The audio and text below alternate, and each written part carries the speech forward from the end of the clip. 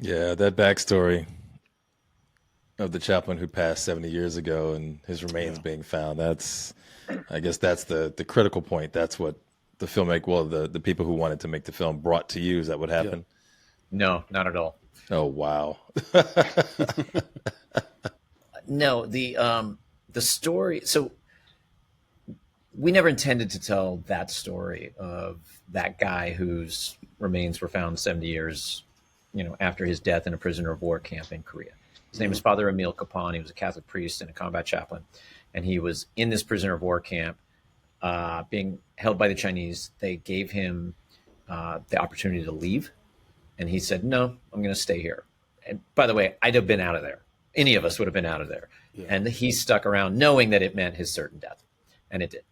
So we had shot all the stories that we originally intended to tell, and we were in the edit room, probably halfway done with the whole movie, and we heard about Father Kapaun's remains being identified and that they were coming back to the U.S. and were going to be buried in a funeral in his hometown of Wichita, Kansas. And so we thought, we're not quite sure how this is going to fit into our work, but we should probably go shoot this. Seems kind of interesting.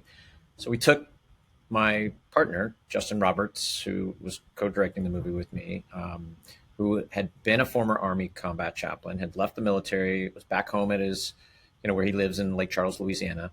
And we said, Justin, why don't you take a camera crew? Why don't you go to Father Kapaun's funeral and just film it and check it out? And at the time, Justin was really, I think, struggling with what life was going to be like for him post-military. What was the next chapter of his life going to be? It was hard for him to kind of define himself once he took that uniform off, which is a very common thing. And so he was struggling a lot, and he'd been in Afghanistan and he'd seen a lot, and he had a lot on his shoulders. And so when he went there to Father Kapaun's funeral, he was convinced, as we all were, that nobody was going to show up, and it was just going to be him and a casket. And when he got there, it was just like this huge thing. And if you know anything about the Catholic Church and the military, they know how to put on a pretty good show. And like the entire town shut down. People came from far and wide. And it was a celebration of this one chaplain, but really all combat chaplains. And so for Justin, when he saw that became so pivotal for him. And almost like his own healing experience, a journey, if you will, like the journey, it's in the title of the film, A Combat Chaplain's Journey. And we never quite tell you whose journey it refers to in the title of the film, because it could be Father Kapaun's journey, it could be Justin's journey, it could be all these other journeys of these stories that inspired Justin, who were combat chaplains that came before him. And there's been 419 combat chaplains who have died in battle in service of their country. And so we just picked a handful of those stories to tell. And that's what we thought we were going to tell. But this whole sort of weird left turn that we took with Father Kapaun's funeral, I think is really where the movie found its heartbeat. And it was sort of inspired by this movie. It was a documentary from a couple years ago called My Octopus Teacher. I don't know if you guys remember that. It's a great film. Yes. It's great, man. It's really awesome. Like, I'm an Academy member, so I love this time of year where I get to watch a movie a night. Me too. And then what I love about it is you discover these movies that haven't kind of found any audience yet. And, a lot of these movies don't even come out until months down the road. And as an Oscar voter, you get to see them early.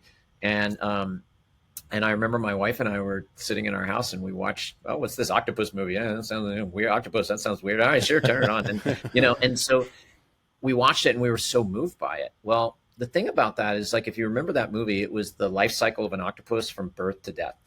And they went and they shot it and then they cut it, and it was a nature film and it was kind of boring. And so then they got it to like a friend of a friend who was a director in Hollywood. And he goes, tell me about the guy that actually shot this. What was going on in his life? And it turns out that guy had his own drama that he was going through. And so they went back after the fact, like years later, and they shot an interview with this guy for several days. And they wove those two storylines together.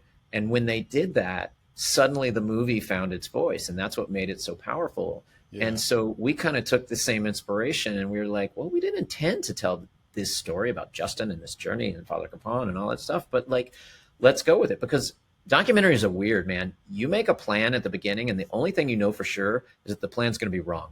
And so we just kind of felt like, well, this is a sign from the universe. Let's just go with it. We'll figure it out.